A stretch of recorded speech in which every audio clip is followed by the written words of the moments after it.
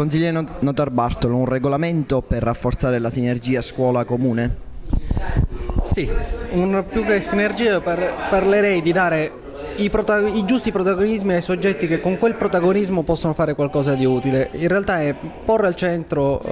mettere al centro la scuola, perché è evidente che in questa crisi di sistema, anche culturale, di civiltà, la scuola deve avere un ruolo, il ruolo centrale, e chi vuole guardare in prospettiva al futuro non può, o almeno chi come noi vuole fare politica guardando al futuro, non può che ridare centralità alla scuola. Dall'altra parte introdurre un principio che per noi è fondamentale. In una fase storica in cui i soggetti deputati a dare servizi, a svolgere tutte quelle funzioni istituzionalmente a loro delegati, che sono incapaci di farlo,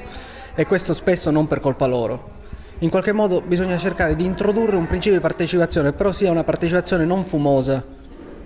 ma una partecipazione concreta. Questo è un tentativo di dare strumenti